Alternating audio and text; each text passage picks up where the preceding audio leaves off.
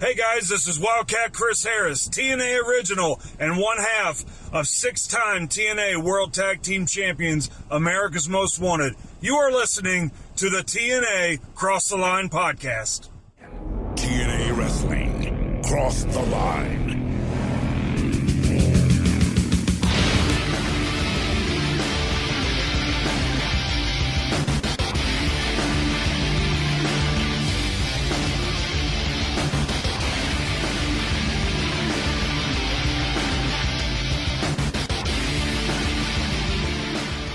And we're back with episode 145 of the TNA Cross the Line podcast. I am Colling Jr. With me, as always, is Dallas Gridley. In Dallas, last week, Hector Garza won the main event against AJ Styles to now wrestle the NWA World Champion Jeff Jarrett this week on Impact. Quite a shocking development, if you ask me. We also have... hopefully get some answers from Erik Watts and Raven in regards to what DDP still doesn't know. Yeah, what is that? Is it about Kimberly? Could be. And then, of course, Dustin Rhodes has a contract that is signed by Russo and Jarrett for the January pay-per-view Final Resolution. Now, you would think that since Russo is not part of the company, that maybe that contract is now voided. But it's not. Well, Dusty said he controls the fate, man. I mean, it's just how it goes. Is fate a hint to Jeff Hardy? Oh shit! Very interesting. We didn't see Jeff Hardy on this last episode of Impact, right? Did not. Yeah. So quite a bit going on for this week's episode of Impact, Dallas, and I'm sure, as you had said at the end of last week's episode, that there's some maybe drama still going on backstage in TNA. Well, of course there's drama. I mean, there always is here in TNA, and I feel like I don't know if it's ever going to stop. I feel like we're just constantly in drama mode and conflict and all that kind of stuff. So yeah, I mean, we can get right to it. We didn't say anything else about last week, I guess. Yeah, I mean, nothing major happened besides what Bob already mentioned, but. Christopher Daniels defeated Mikey Batts. America's Most Wanted defeated Michael Shane and Frankie Kazarian in a pretty good match, by the way. And Monty Brown defeated Glenn Gilberti in 27 seconds, which is pretty great.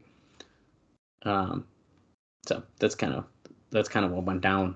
Besides all the major points, a lot of interesting stuff going on, though. I'm curious how we are going to head into a Final Resolution and how we're going to end off the year 2004 in general.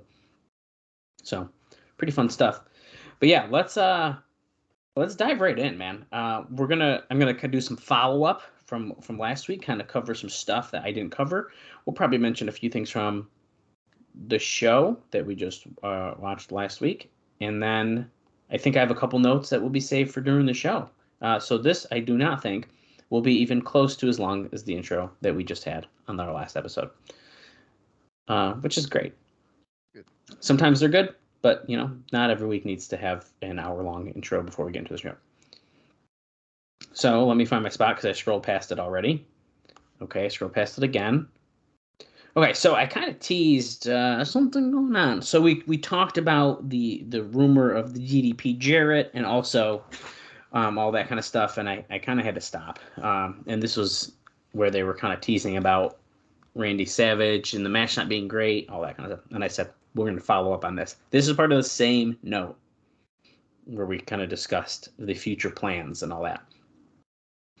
So, of course, they were talking about the idea of Randy Savage potentially fighting Jeff Jarrett. Well, Bob, unfortunately, Savage once again walked out on the December 7th taping in Orlando. So, yes, technically the show we're watching here was taped on the same day. Well, it happened. Well, there was an angle scheduled with Jarrett, Savage, and Rhodes, where Rhodes would announce the main event. Could it have been the segment that Jeff Jarrett was out there alone and saying nothing? Yeah, Probably. Well, the word was when talking over the idea for the January 16th title match, Savage refused to do the job when he found out that that was the plan, and he left again. Quite frankly, Dave says that it serves him right because the result of the title match should have been told to Savage, and they should have had something on paper with him so that they could take legal recourse for him screwing up their storylines before they put him over on the show. Savage is not the bad guy here because he made it clear when he first was coming in that he wasn't going to put Jarrett over. Then they booked him his win knowing that he's already made it clear, and then were mad when he said it again. So instead, Jarrett and Rhodes did a confrontation, but Savage's name was never mentioned, nor was a main event announced, probably to avoid them committing to something in case Savage had a change of heart like last time when he walked out of a taping and was back in the fold a few days later. There's no indication they'd come up with a new direction, although Hector Garza got a surprising mega push, pinning AJ Styles on the first hour of the taping, technically.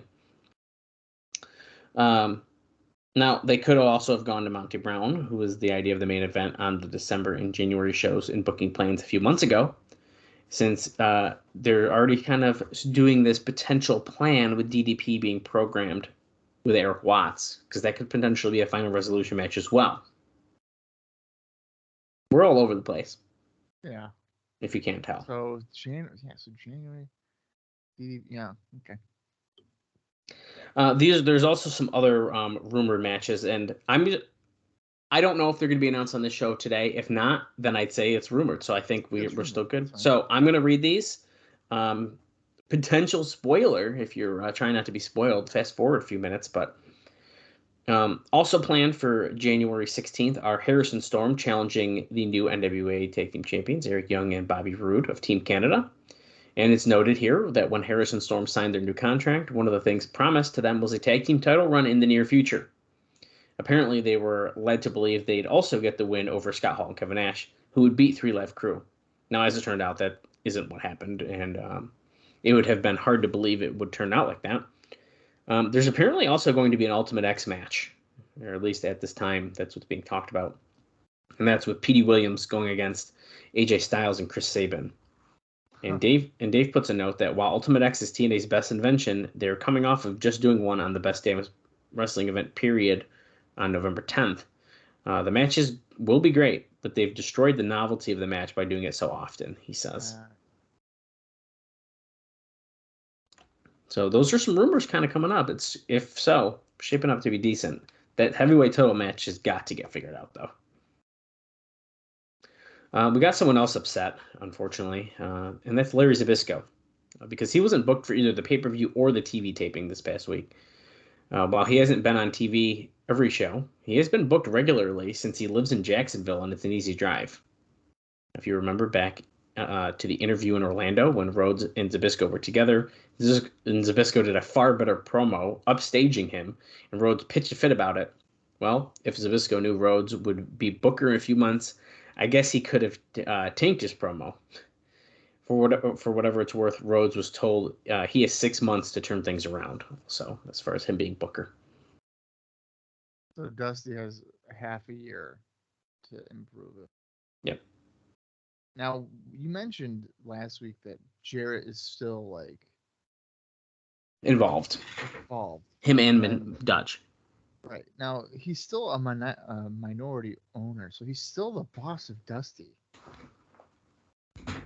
Depends what Bob Carter says. Or Dixie even, we'll say. Yeah. Because if he's majority and he's like, nah, you're listening to Dusty, then... Yes. For booking, or, But if they're trying to work more as a team, I don't think there's going to be too much issue, you know what I mean? Because that's how it's supposed to be. I mean, it's wrestling, so who knows, but that's, I think, kind of the plan.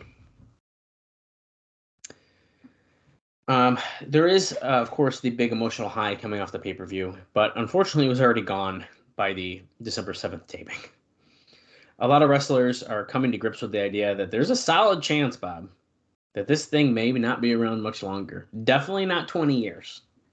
Definitely not. So, unfortunately, it's hitting some people pretty hard. Now, what hit home was doing 2 weeks of TV, and to save money, key people like 3 Live Crew and Chris Sabin, who was apparently scheduled for one of the big matches on the show. I don't know, maybe that's why his theme song played. I don't know, just a thought. Oh, who knows, yeah. Sanjay Dutt, Pat Kenny, and Abyss were all flown home, even though they wouldn't have to fly them in because they were there for the pay-per-view. Now they were, since there was no plans for them or to cut costs. So basically they weren't sure why they were just sending them home. There were people like Johnny Devine, Eric Young, P.D. Williams, who also weren't booked to wrestle on TV, but they at least stayed to do promos, which we did see. We didn't get much info at press time on the tapings other than they had about 500 or so people for the first hour, but a lot of people left early. Now, I had the number last week of 700 people. Take it for what you will. I don't know how many were there. And I'll just tell you right now, because I'll probably forget to mention it again next week, but there was, apparently on the second show, we're going to see a lot of empty seats. We're going to see where people left because they didn't take time to kind of move people around. You know, so we'll see. That's a little spoiler for the show. Let's see what else we got here, Bob. I got some rating updates for you. On the TNA Impact from December 3rd, it did a .32 rating. Now, that was the show with the Jeff Jarrett, Monty Brown main event, which is the company's second highest number in history and a number that has to be a morale booster. So, it's pretty fun. Yeah, but they still think it's going to be over. Yes. And speaking of it being over, my man, Dixie Carter finally gave a talk to the company about all the rumors of them closing up. Okay, this is pretty interesting. She denied that things were bad, but didn't address any specific points that had been brought up, other than that claiming that they were in it for the long haul and the financial situation isn't looking bad. She said a toy deal was imminent, that TV sponsorship money would be coming in, and that the TV time slot would be upgraded. I was told she did a good job, and Dave was told, not Dallas. And it was something that needed to be said, but the morale coming out of the week wasn't strong regarding the future, as we've, of course, noted. Particularly since they have 2 weeks of TV in the can, and, we're still kind of up in the air about some things. So, people aren't feeling great. Now, she did tell the wrestlers that if they worked 2 shows on a taping, they would get paid for 2 shows. So we've kind of talked about this stuff. Now, if they work 1 show, they'll get paid for 1 show. If they are brought into a taping and they are not used, they will still get paid for 1 show. I think that's an interesting note. Now, we did also just say that Abyss and Chris Sabin were sent home. That was in a different newsletter. I'm going to start with that because he has a follow-up here where it's noted that Chris Sabin and Abyss specifically were at the taping, but of the others listed were not. And now Sabin was scheduled for the TV match against Daniels, but he was injured, so they put Mikey Batts in it instead. And of course, the Dave notes that, boy, did Batts look like he did not belong there. So Sabin is injured, or at least hurt, from the pay-per-view. I mean, it wasn't even. It was pretty obvious that Batts was not in the right spot there. No. I just got 3 more quick things here, Bob, and it's pretty much about what we just watched, including the fact that really most of the show that we just watched on December 10th was pushing for the replay of Turning Point. They produced the footage showing the big moves and all that kind of stuff, hyping it up as the greatest pay-per-view of all time. Cage match was one of the best in history, blah, blah, blah, blah, blah. It's also noted that Rhodes' decree that Hector Garza was going to be his Latin star, which is why he got that big pin on AJ Styles on TV. Dave says the match was okay, but not the breakthrough performance Garza should have had. Plus, they did a waffle finish where Styles gave Garza a superplex. They did a double pin, but Garza got his shoulders up. Most of the fans saw it as a semi-squash win for Styles. But the, quote, weakness of the finish, plus the fans genuinely liking Styles, made no real pop for the upset. I don't know about a squash. Yeah, I don't agree with that. For AJ, they thought it was a squash for AJ to win? I feel like it was like they're maybe looking at it like it was like kind of one of those losses where you kind of think that Styles won, so he didn't like really lose kind of thing. Yeah. That's kind of how I took that. But I think poor choice of words, really. And my final pre-show note, Bob, I'm telling you, dude, we're flying today compared to our last episode. I do have stuff we'll talk about during the show, of course, but on TV, as we did see, they're doing a gimmick where Raven is the shit disturber between Paige and Watts.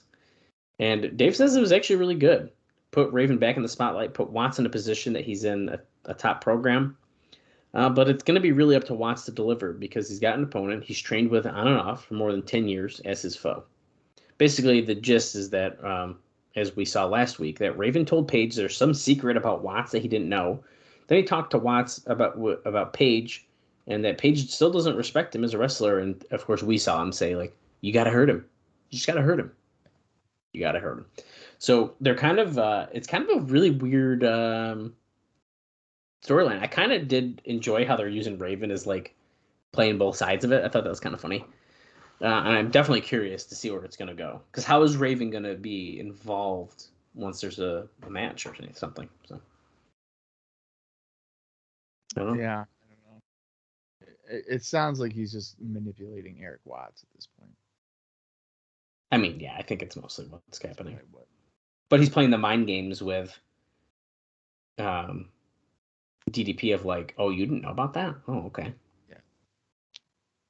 Actually, I'm going to give you one more bonus note to end on a funny note, because why not? Just like that was just talking about last week. This is actually kind of WWE TNA related. Triple H was on the Best Damn Sports Show, period. Oh, wow, really? On December 8th. Wow. Okay, so this is kind of a really interesting note. Chris Rose asked him about their own TV specials with TNA. Dave Meltzer writes that Triple H appeared to be squirming on the chair at that one. He said that he heard about it but didn't see it. So the producers decided to help him out by showing him some TNA highlight clips. Oh my god. And Dave says that there must have been some control freaks in their PR department going ballistic about this. But I think that was absolutely hilarious, and I'd love to look that up and watch Triple H, like, see what he reacts to with a TNA clip in 2004. That's great. Yeah, I thought that was pretty interesting. I'm surprised that WWE would have him on a show that was so clearly associated with TNA. Yeah, I think that's a really good point, especially after some of the stuff we've heard about, like they can't work on similar shows and all that kind of stuff. That's a really good point. Maybe, I mean, I guess it was, since it was a popular show, though, maybe they just...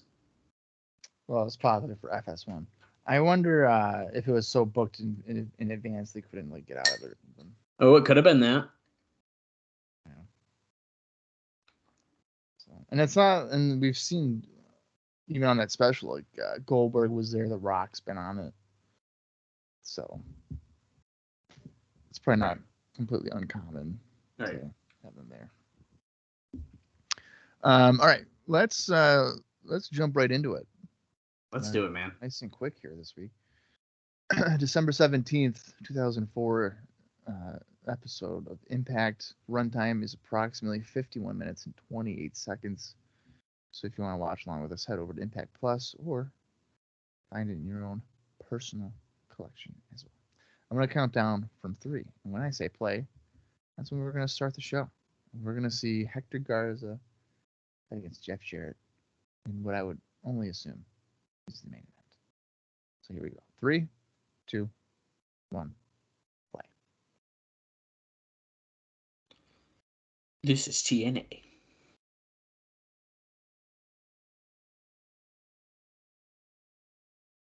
Right into a highlight. Yes. Well, this is, of course, last week. He's talking about him still being the king of the mountain. He's not defending his title, he claims, because he's being a poop head. But really, just doesn't have a challenger. Right.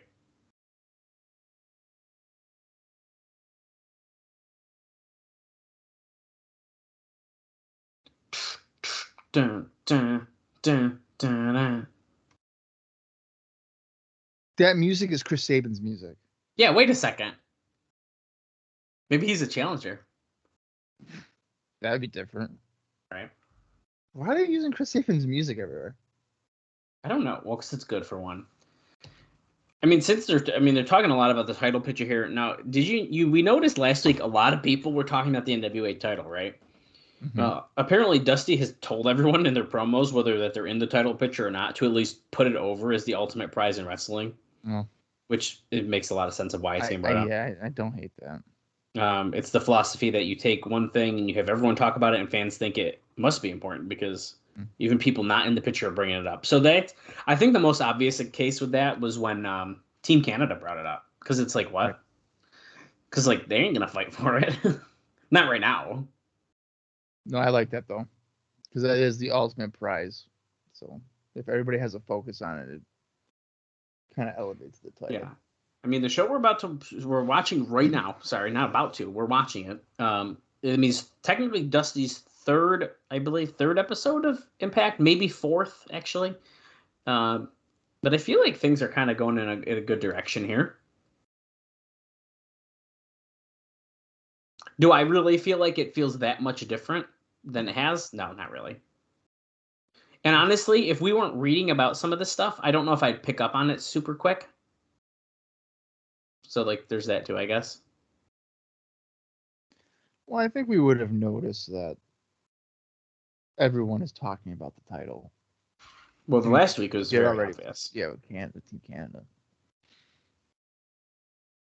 Okay, highlights done. We're getting a look at the Impact Zone. Reminder: we were noted that 700 people there. Dave says 500. I don't know. People left apparently. I don't know. I'm just relaying the info I got. I wasn't there counting everyone.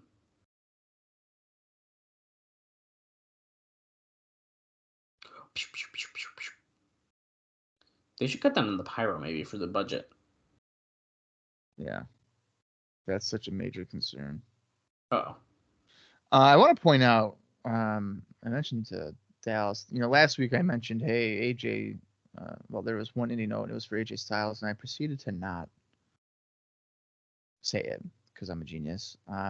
Back on December 10th, which was the same day as Impact, AJ Styles lost to Homicide at Jersey All Pro season beatings in Rahway, New Jersey. So there's no guarantee that I'm even going to remember to say it when I already have said, hey, I need to say it. You're welcome. There's actually an indie show that I'm wondering if you're going to bring up or not. I don't know who's wrestling on the show tonight, but is it something for Sabu? It is. Yeah, there's a night of appreciation for Sabu. If you want, I can just look into it already and kind of go through it. Oh shit! There's Okay, a lot of TNA guys on it. Well, let's start with this quick first. We got Johnny B. Bad with Sonny Siaki, and it looks like they are facing off against the Naturals to kick us off here. This could be interesting. Well, what do you have? Do you have something specifically on it or no? I have some names who worked it, which you'll probably get into. Yeah. And I have some just interesting notes about the show just in general, since there's so many TNA guys on it. Okay. So I'm probably just going to run down the whole card because I just looked at it and it's a lot of either current or former guys in TNA. So that show took place on the 12th of December in Belleville, Michigan, as Johnny B. Bad and Chase Stevens are kicking off this tag match. D-Ray 3000 and Shark Boy defeated Conrad Kennedy III and Eddie Venom. A1 won the BCW Can-Am Heavyweight Championship when he defeated D'Lo Brown. Monty Brown defeated Dallas. AJ Styles defeated Christopher Daniels. Team Canada, which is Johnny Devine and Petey Williams, defeated Gutter and James Storm. Rude Boy and the Insane Clown Posse defeated Briar Wellington, Corporal Robinson, and Zach Gowen. This one's a bit of a shocker here. Michael Shane defeated Jeff Hardy. Whoa. And in the main event... Rare Jeff Hardy indie note as well right there. Isn't that very rare? Yeah. And then in the main event, Mick Foley was the special referee for a match that saw Shane Douglas defeat Raven. Ooh. You want to take a guess on how many people were in attendance for that show? I already know it. 700, right? Yeah. So interesting stuff. By the way, Johnny B. Bad just had control over Chase Stevens, but now Siaki and Andy Douglas are in here. Pretty standard stuff here. Nothing crazy. So my notes about the show. So yeah, 700 fans. It was huge success. They're saying it's a benefit show for Sabu, Yeah. and it's helped him raise more than $15,000 to pay for his medical bills. 200 people were turned away at the door, even with bad weather at this venue. I mean, I have tons of stuff about it, but I'm mostly going to focus on TNA stuff. I got names like Monty Brown, ICP, AJ Styles, Daniels, Divine, Petey Williams, James Storm, Michael Shane, Zach Gowen, and Jeff Hardy, as well as, he says, MC and Jimmy Hart, all worked the show for no pay. Oh, wow. Pretty cool. Yeah. Also, Michael Shane or he says Shane. I'm assuming it's Michael Shane he's referencing here. Could be Shane Douglas. It could be Shane Douglas. But in Dallas, came in with no notice and unadvertised because Chris Harris was mistakenly double booked by TNA. And Kid Cash called ahead saying he had a college exam the next day and there's no way to fly back to Nashville in time for the class. So there's a couple notes. And now, even though they were both injured at the TNA pay-per-view, both Sabin and Abyss were also there. Wow, that's pretty cool that they were able to raise so much money for Sabu. Is this the injury that was from a couple of months ago that he couldn't appear? I'm kind of thinking it is. Yeah. I also just wanted to point out, because you said Mick Foley was there. So many TNA guys, they must have let him do it since it was a benefit show. Yeah. Douglas working over Siaki here with a kick to the midsection. They're now rubbing his eyes on the middle rope. Keeping him in the ring. I really hope the Naturals don't lose this.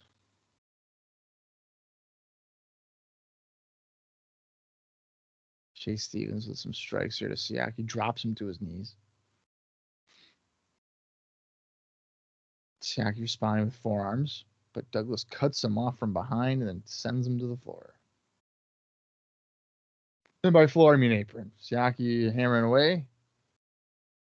And is he going to do springboard roll through and then tags in Johnny? Johnny going to the top rope. Holy shit. Clothesline.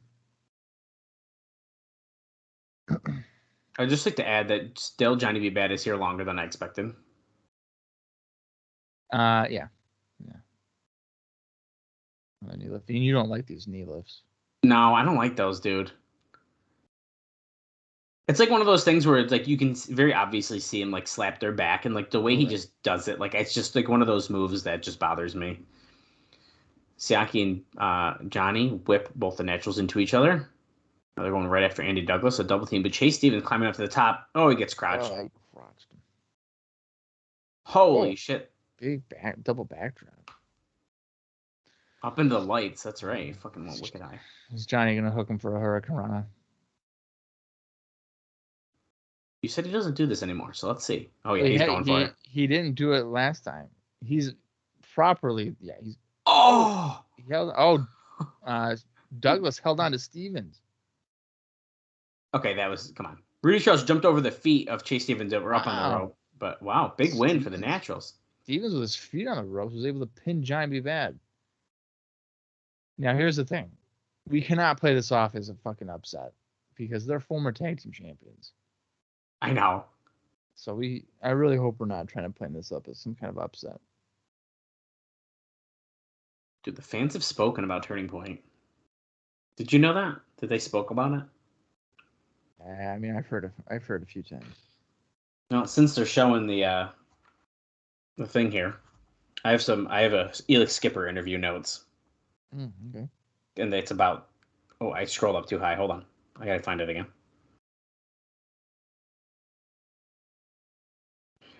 Okay, so it was an interview on Between the Ropes. He said that when he went up there to do the cage walk, he was bleeding, sweaty, and just had been powerbombed, and really didn't want to think about how high up the cage was or how he was going to land. He said he slipped, then just popped up and did it without thinking. Afterwards, he was in tears backstage because of the reaction they'd gotten. He said he'd wanted to do some sort of cage walk spot forever, just so he could say he did something that no one will ever do again. And that includes himself. He said himself. So even he's saying, I'm never doing that move again.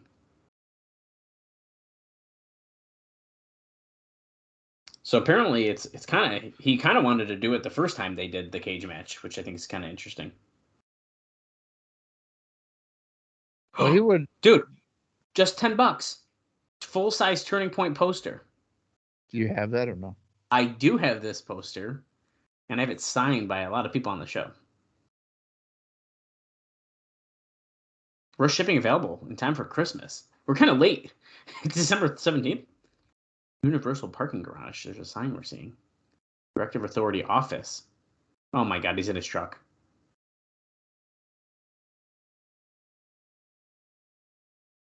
He's saying CEOs have big offices, but where I come from, this is where you do your business. He's in the back of his pickup truck. He's saying, Jeff Jarrett will defend the title. I guarantee you that. So he's saying he's got a surprise. He's waiting on the call, though.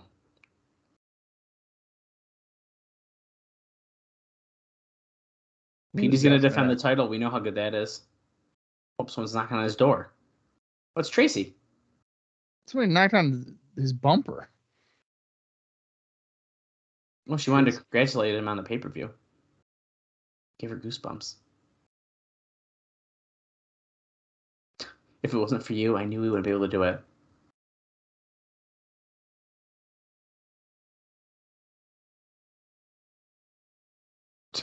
See all the papers in your office, all your phone calls. Oh, she wants to be his secretary.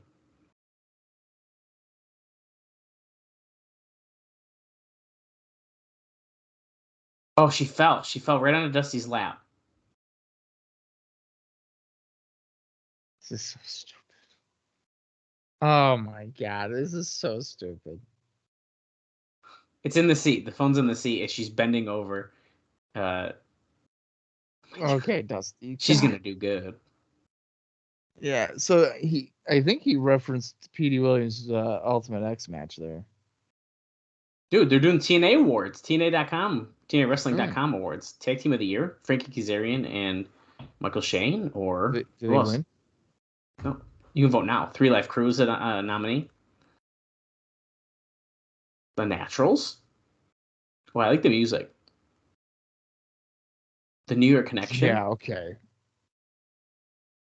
New York Connection, my ass. Team Canada. AMW, right? Triple X is broken up. Yeah, but they wrestled most of the year. They can't win. And America's Most Wanted. Huh, I wonder what team's going to win. The year-end awards. What about like Jarrell Clark and Mikey Batts? How come they weren't in there? Doesn't count. All right, here comes Bobby Roode with Scott D'Amore. We are 14 minutes and 15 seconds into the show. Also, it's 37:12 left. I feel like we've been watching this shit for a half hour, and not in a bad way. We've been talking so much about all these different notes and shows and stuff. It just feels like we've been doing this longer.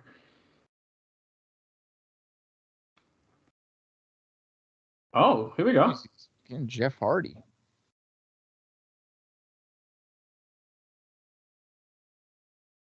I mean, it's not really selling. He's getting a big pop or anything.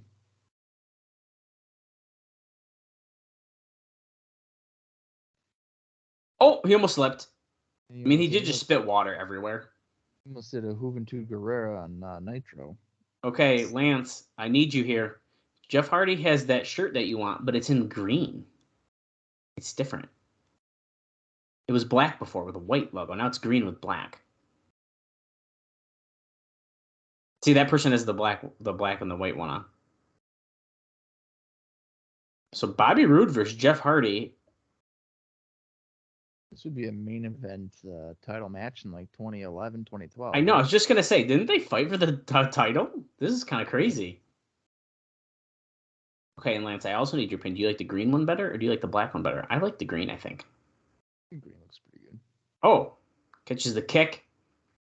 The charismatic thing, but going right after Bobby Roode. And he, of course, groin leg drop.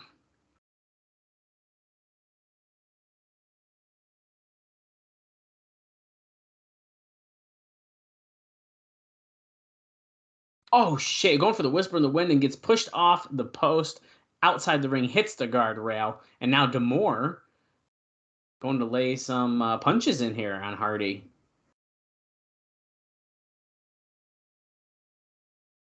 Son of a bitch. Oh.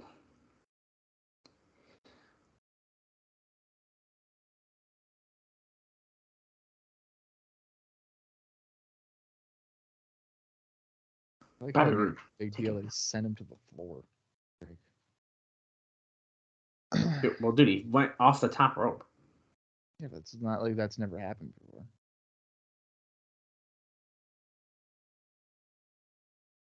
Twisting his neck, hammering away. Now, Bobby Roode should be the favorite to win this because he is the one half of the tag team champions. Jeff Hardy tends to lose big matches. He hangs him down by his hair.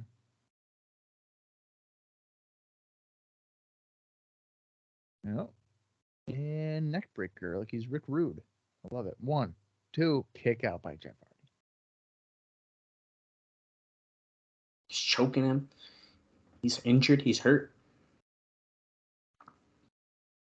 You know, it would be kind of interesting to see Jeff Hardy in an Ultimate X match.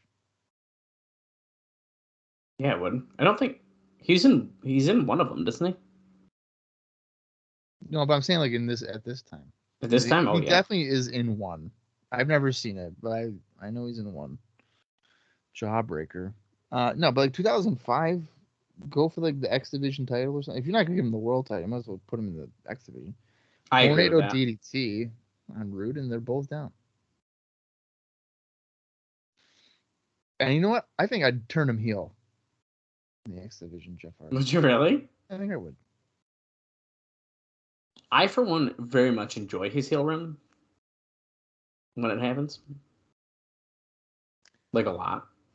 You do? It's not even that long. Yeah, it always stands out to me. Now, listen, I know there's a lot of October to like March. No, he had a lot of issues at the time, but I really enjoyed the character. It's almost like a sling blade there. He had a different look. I don't know, dude. It spoke to me, man. It spoke to me. Yeah, I don't know. They. The wrong form of there. They're here. It's the wrong like over there, right? Is that what they do? Like the wrong one? Yeah, it's like they're coming. And then like they grab the sign out of the crowd, but like let's be real, it was probably a planted sign, which still was funny because it was still like the wrong spelling. Bobby Roode going for a power bomb, Canadian bomb. Oh, Hardy slips out. Hardy got out of it. This is a little sloppy now. That's okay. Going for the twist. No. I just thought that Posey was Brian Hebner for a second. Going for a twist again. Roode breaks out again. He twists the arm. Whisper the win. Really got him there. No, kick out by Roode.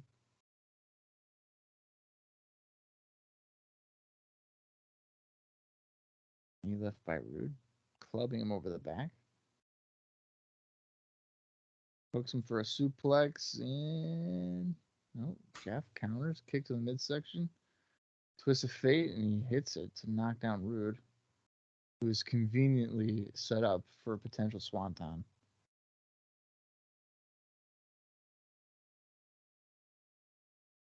Slowly going up. Roode looks like he's going to get up. Cuts him off the right hand. Hardy more kind of distract him. Yeah, he did a little bit. And Roode gets shoved off.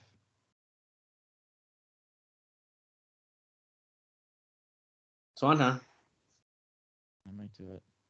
1, 2, 3. Hardy with a clean win over one of our tag team champions. Yeah, one half of the tag champs. Modest to time.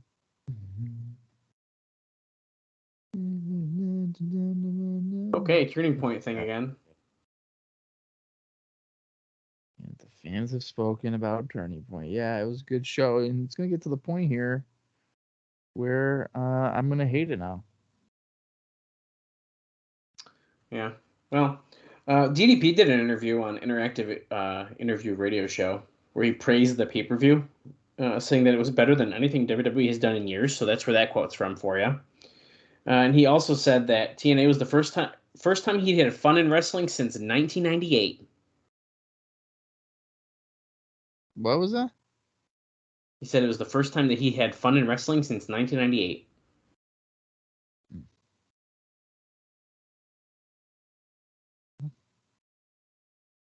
I haven't had fun doing this podcast since about April 2003. So. Oh, wow. Joking. Joking. These video packages, though. I mean, I understand the week after, but Johnny Swinger coming out to a knockoff of Just Incredible's ECW theme. What in the world? Snap your fingers. That is really weird. Wow. I wonder, was Just Incredible? Maybe was Just Incredible booked to come in? Who's this? What the fuck? This is what did TNA become famous for? Oh, geez. Oh my God, it's Dustin Rhodes. Dustin Rhodes is here. I wonder if that has anything to do with Dusty being the booker. Talking about the open door policy. Okay, if anybody's wondering, Dustin Rhodes is currently dressed up as if it's WCW 2000 with his red pants. This song is real bad. Yeah, it's not great. Obviously in a lot better condition than he was in WCW 2000. So they're giving us this whole rundown and acting as if he has never been here. Now, let's say he was just here in February, wasn't he? Yes, and I mean, I don't know if he's done much since then. And Bob will tell us, I'm sure, but I can look it up for you. Like I said, there's really no Swinger and Dustin here, random match on our TV. Well, so Swinger, he didn't come out to the NYC theme or anything. No, that's a good point. Is that dissolved with like no Trinity now? And then Glenn doing a 27-second job? Son of a bitch. Let's go back. Okay. I'm trying to find. Okay, here we go. So this is the return of Dustin Rhodes. He originally came in on February 4th, losing to Jeff Jarrett, and then he had one other appearance teaming with El Leon to defeat the Red Shirt Security. He hasn't wrestled since July. Clothesline here on Swinger, where he teamed up with Barry Windham to defeat Rise and the Cuban Assassin for Full Impact Pro. Wow. Back in April, he worked World 1 in Pennsylvania, going by the name of Dusty Rhodes Jr. Oh, God. On that. Oh, I hate that. I don't like that either. On a 3-day tour from April 8th to the 10th, he defeated Just Incredible, Mana, and then lost to Steve Corino on the last of that. And then back in March, he had a brief tour with 0-1, where he was also known as Dusty Rhodes Jr. Interestingly enough, on March 5th, Dusty Rhodes Jr. teamed up with Steve Corino, losing to Dusty Rhodes and Tom Howard. Oh, wow. And then 2 days later, for Hustle, the promotion Hustle, it says Hustle -2. I don't know what that means. Hustle 2. Okay, that is the promotion. Dusty Rhodes Jr. teamed up with Dusty Rhodes Oh, wow. to lose to Satoshi Kojima and Shinjiro Otani. Look at you pronouncing Japanese names. Those guys I'm pretty familiar with. Backslide. Nothing. Not much is going on. A lot of brawling. Swinger did a catapult into the bottom rope, and they were making it sound like he died. So nothing too wild over here. I mean, I don't necessarily hate that Dustin Rhodes is here. No, me either. But it is absolutely because of Dusty being the booker again. I hate his theme song. One of the worst I've ever heard. If there was like a mid-card title, Dustin Rhodes would absolutely be winning it. That's not the X Division title. Sleeper.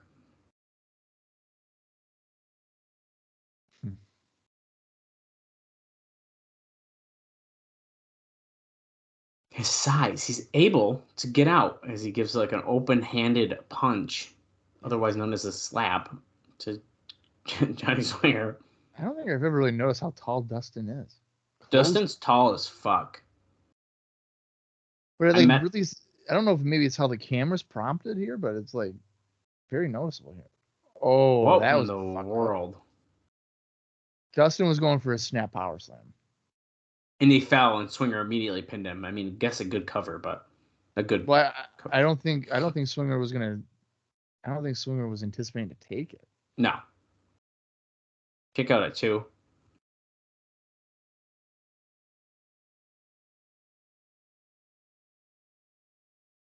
Yeah, Dustin Rhodes' look here, not good. Yeah, I'm not a fan of it. But again, that's just because of WCW 2000 vibes. Right. And his feud with Terry Funk where you hit him with a rock chicken. Oh. Elevated reverse DDT, that should do it. And he pins him. That's a curtain call, right? Yeah, but it's not Goldust. We can't call it. I know. I was trying to hear if they called it something, but I don't think they did. Wow, what a big win for Dustin Rhodes. These fans are losing their mind for a Dustin Rhodes win.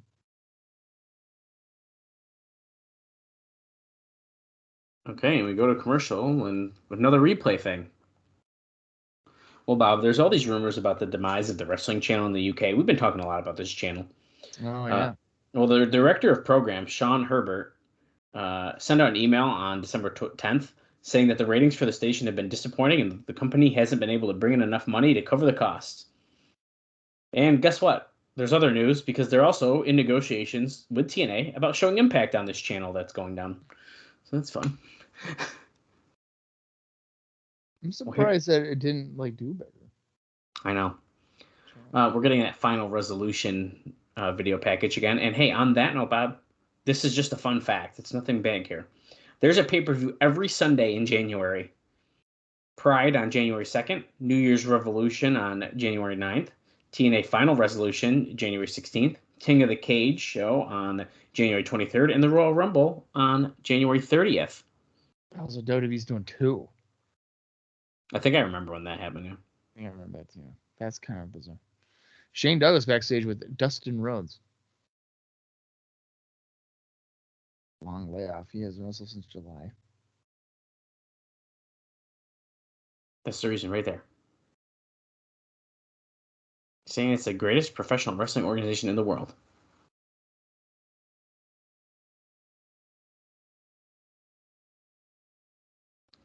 Two weeks ago at Turning Point. 5-star pay-per-view. Greatest he's ever seen. He's the number one reason he's here. Oh, it's because Jeff Jarrett and the NWA title. Wait, is this the surprise call he was waiting on?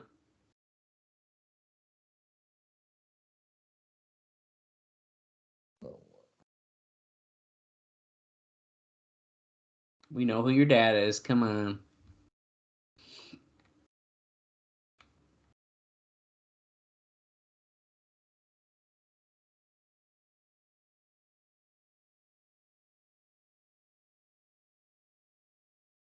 I'm coming for you. Okay, well, this is Dusty telling people to make sure to cut a promo on the champion. So that doesn't necessarily mean he's coming for it. Like, he's going to be the challenger. Right. Although, but the thing about that is that he, the surprise call thing, like, I could see it. I could see him twisting it.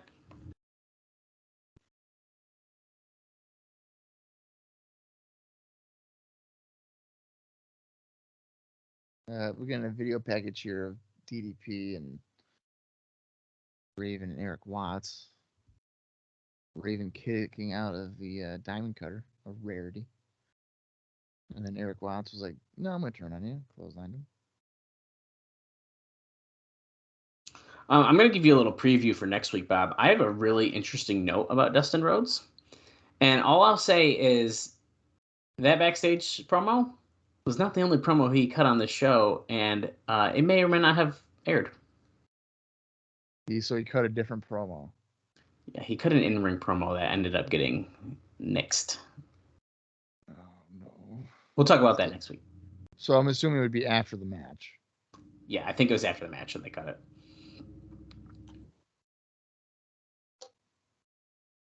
Are they teasing a Kevin Nash DDP thing right now? I kind of think they are. That's what it looks like in this from the video package.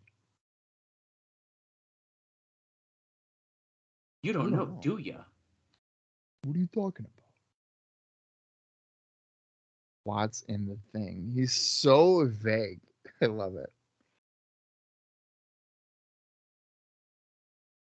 Maybe earn a little respect, but no. I do think I'm done with notes for this show. I think we kind of covered everything. Gotta hurt him. Erik, you gotta hurt him. You gotta hurt him. You gotta hurt him. Welcome to the territory. Nevermore. But we're back. Who the fuck is this? that? Whose song is he coming out to? Is that Lex Levette? No, it's Scotty Matthews. Scotty Matthews. He looks scary. You know what? He's got an interesting look. Is this Kazarian's theme? Whose theme is this? I don't know. They usually don't give the enhancement talent entrances again anymore, so this is kind of interesting. I mean, he's in phenomenal shape. I like the look. I like his look. We've heard his name before. He's never been on TV, but oh, fucking A. Oh my god, that's the worst ring attire I've ever seen. What is he wearing? He's got a weird, like, oh shit. Oh. Diamond Dallas Page. Diamond Dallas Page just hit the diamond cutter on Scotty Matthews. Erik Watts doesn't even know it, and now he does. Now he does. Oh shit.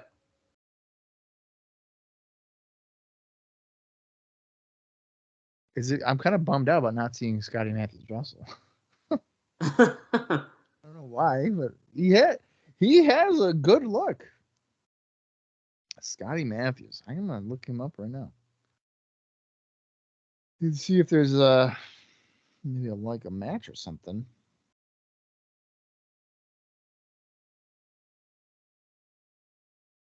Watts is like, fine. Okay, you want to be like that? I'm not gonna come to the ring. He's got the Wumbo belt on. It looks like from SpongeBob. The big W.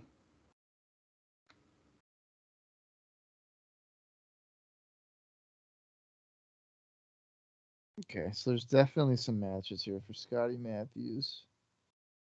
Doesn't look like there's really anybody of note, like any other name that I really know. It's me. It's DDP. Self high five. Well, you know what? At least DDP saved us from having to watch an Erik Watts match. Although I did want to see Scotty Matthews. Sorry, you're in awards voting. The best finishing maneuver nominees. Well, the stroke. Swanton for Hardy. Jeff Jarrett's the most devastating, so you should probably win. Yeah. See. The Pounce, probably, right? Canadian Destroyer. Yeah. Cradle Shock, would that be on here? Black Hole Slam.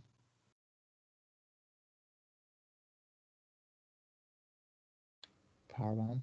Kevin Nash. It's gotta be the Pounce. Wait, no, it's gotta be the Stroke, right? Oh, I thought they already said Styles. Oh, Styles Clash is obvious. Diamond Cutter. Oh, get out of here, the Diamond Cutter. Yeah, dude, best finishing moves. As long as you're in there before the end of the year, you should count. I guess so. Michael Slam.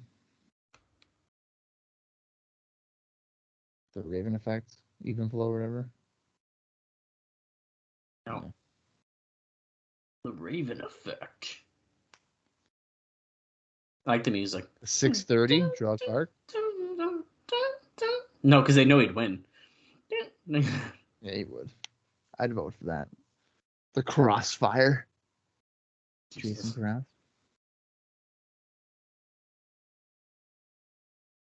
Oh, we're going to flashback to the Hector Garza.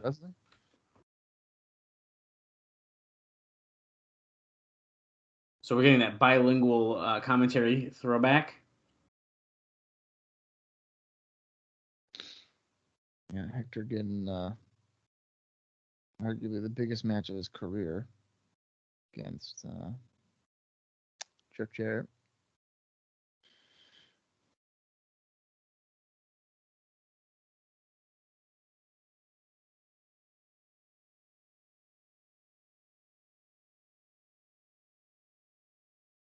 Do you think that Hector Garza can win tonight or what?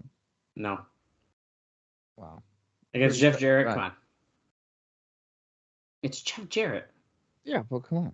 She's got the best finishing move, the Stroke. So Hector Garza has a springboard moonsault thing. That's I mean, he's pretty good.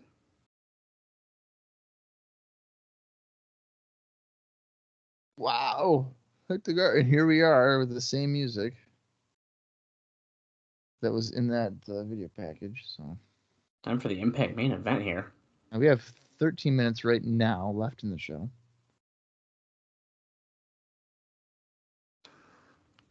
I think Hector Garza should win, and then he can get a title match at Final Resolution. Hector Garza and Jeff Jarrett. Oh, Moody Jack back on the call. Why is it like? I mean, I understand why it would be for Hector Garza, but we haven't done this before for anybody other than Hector Garza. Because they're trying to push him as the big Latin star, remember? Well, yeah, but I feel. Oh wait, Don's on commentary as well. Oh. Yeah, Jeff Jarrett, great. Get your pyro in, buddy. No? Oh, okay. Oh, wait. Is he going to do it now? Jeff, just put your arms up. And now what? And there we go. Making the pyro guy sit there and wait to press the button. To press the sparkler button. That was barely even a pyro. Yeah, that's what it was. Are they putting two fingers up like he does? The people in the crowd? That's what is taught? That's funny. Oh my, fuck the pyro guitar, dude. Fucking guitar thing.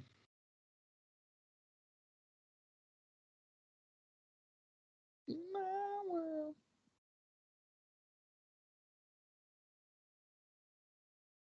Hector Garza's like, wow, look at you. Is Garza bigger than Jarrett? Like muscular wise? Both, anything. I don't think he's taller than him.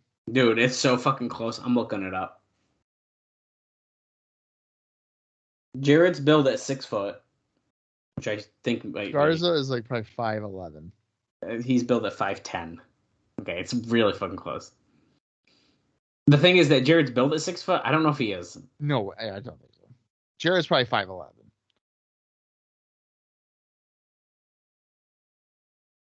Zabisco will render a decision. Well, I'm gonna tell you guys right now, he ain't there. So, no, he will not. Yeah, Sabisco's still the judge. I remember when it was supposed to be like Harley Race, Terry Funk, Sabisco. And then that's like never happened.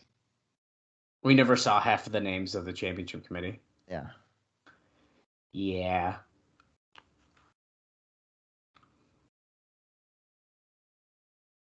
Leapfrog over. Scooping a slam by Jarrett. Ain't that great? Oh, he's going to relax. Over the ropes. That was easy. I'm Double J. Jeff Jarrett.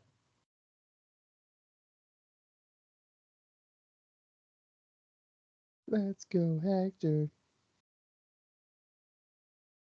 Dustin Rhodes came to TNA because of Turning Point. You hearing that? That is exactly why. Well, then explain to me why he came in February. What was the point then? Hip ties. Well, Jarrett avoids an arm drag because he's smart. Drop toe hold by Jarrett. Slap in the back of his head. Oh, man. Jarrett's just trying to piss off Garza bad tonight. Paintbrushing Jeff Jarrett.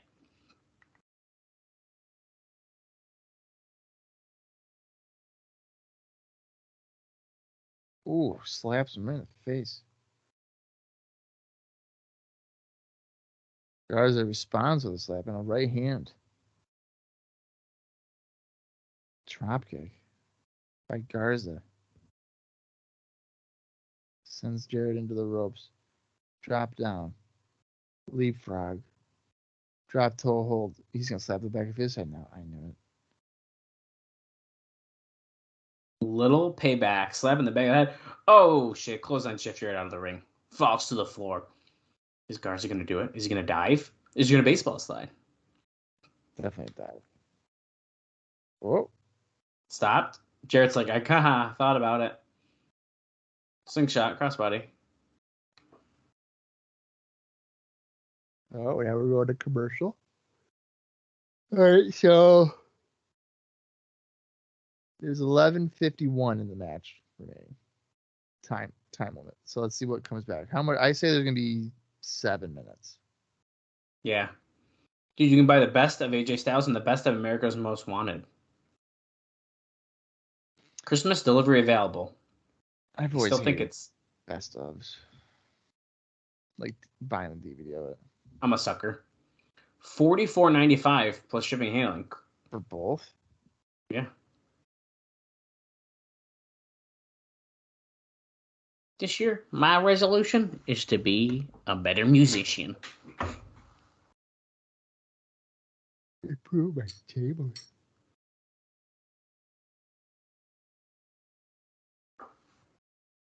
Lend a shoulder to a friend in need.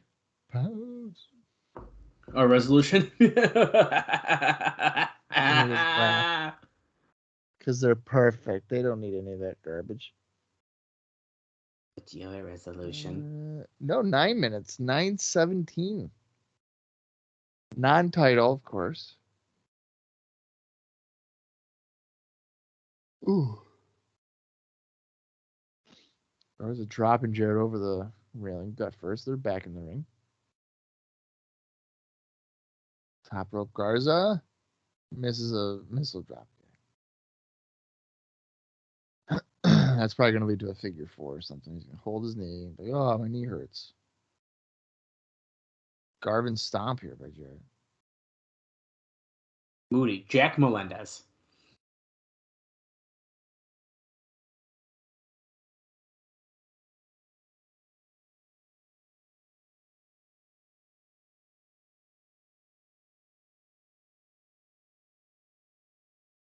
Let's go Garza.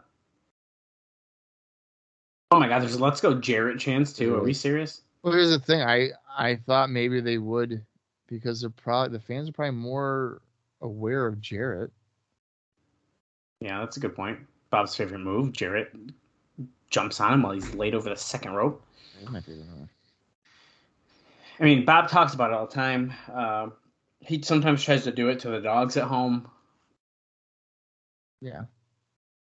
Like the one dog, Timmy. Titan.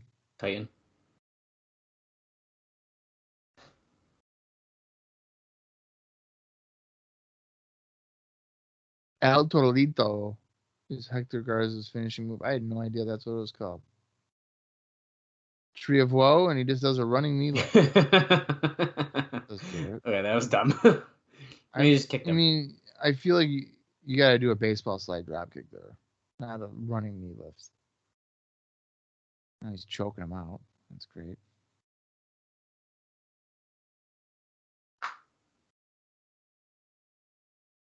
Oh, he's out of the tree now. Jeff Jarrett's like, yeah, I'm fixing the knee pads. I'm not dropping them down. I'm pulling them up.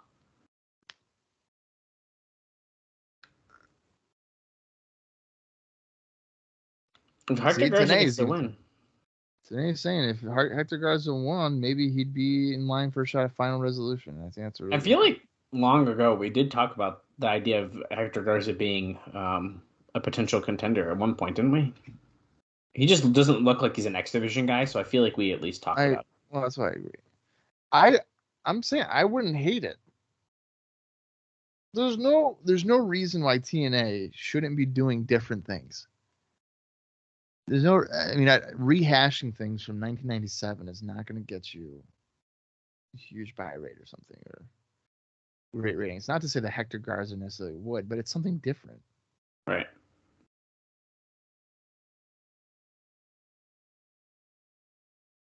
Oh, look at this.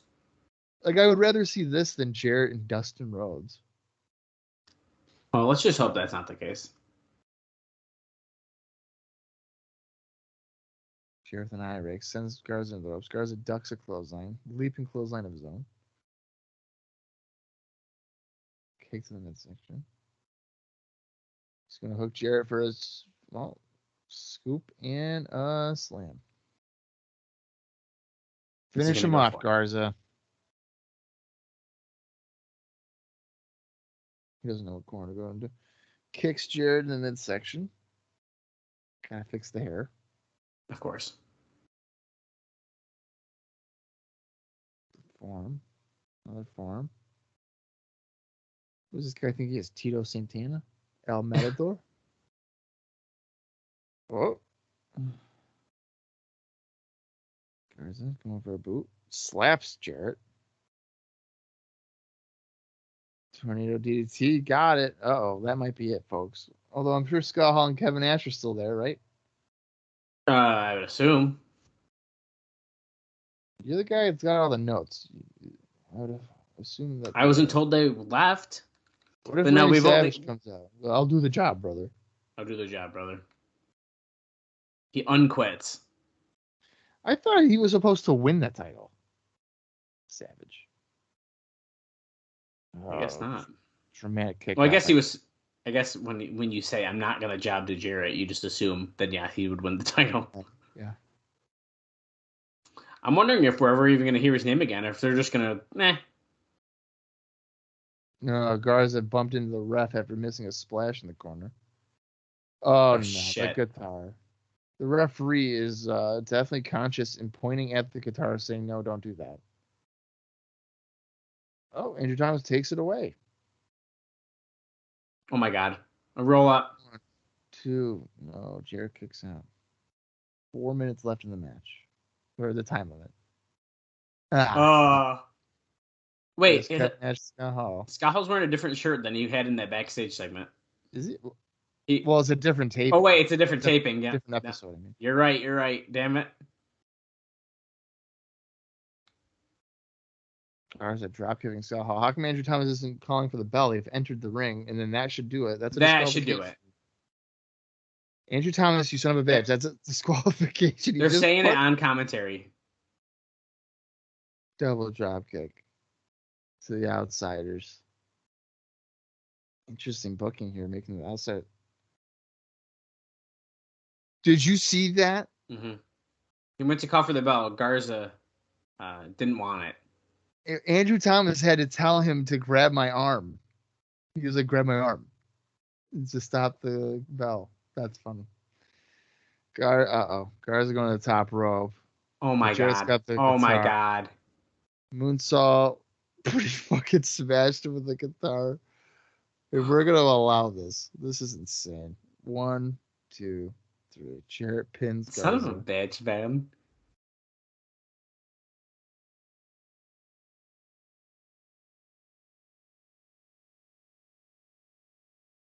Because of the Kings of Wrestling. You son of a bitch. And that's it. We go off the air. I can't believe that. Oh, Bob. What'd you think of that episode of Impact? I didn't think it was bad. I think it was fine. It was fine. I mean, again, it's really tough for these 45-minute or 50-minute episodes to be bad. Yeah, I mean, that's our common trend here. Dustin coming back is like cool, I guess. We'll see what happens with him. I mean, that's all right. I'm not. I mean, I'm not like up in arms about it, but Yeah, I mean, I'm not either. But I mean, he's not gonna really make any level of difference right. for me. So I don't really care about that. And he's again another recognizable name, but then again, is it too much of an influx of talent in a month? He's like the 5th guy I know. to come in here. So Yeah, I think that is interesting. I really hope that. Now, the only good thing about this is that we do, in fact, have the 6 weeks before the pay-per-view. If we had 4 weeks and we are 2 to the pay-per-view now, and we don't have a main event, that'd fucking suck. So we're really kind of lucky that we have that extended amount of time. I think that something should be announced by the end of next week's episode. That way you have 3 weeks. Yeah, I agree with that. Because you don't want to go with just 2 weeks of build on whatever your main event could be. Yeah, no way. No, we got to know. We have to know. Yeah. But yeah, no, I thought that was a solid enough episode. I certainly wasn't bored or like pissed off that I watched it. So that's always good. That's always a great sign. Yeah. Our next episode is going to be Christmas Eve. Holy crap. That is going to be a special episode. Are we going to be treated to some fun TNA action, or is it going to be just coal? It's going to be a load of coal, baby. I hope not. We also will have a New Year's Eve episode as well. Looking at the schedule here. Well, and I guess really, somewhere between, well, not New Year's Eve. I guess really our recap show is going to end up kind of dropping in the new year then, huh? Yeah, it sure seems like it. Okay, well, I don't know when exactly, but we'll let you guys know. Yeah, we'll have to figure something out. That'll drop the week in between then at some point. Probably, I mean, if I was to guess, see, I kind of liked when they used to have a week off. It kind of gave us a little breathing room, but that's okay. Yeah, we'll see. It'll be fine. Who knows? I mean, it could be a recap show. I don't know. We'll have to look into it and make sure it's not a recap show. Oh, that's a good point. Yeah. Okay. Well, we'll find out. Yeah, we will. All right. Thanks for joining us this week. We'll hopefully get some answers for a final resolution starting next week, as we are now just a mere 4 weeks away from the first pay-per-view of 2005. So we'll see you next week again for Impact. For Dallas Gridley, I'm Bob Colling Jr., and this has been the TNA Cross the Line podcast.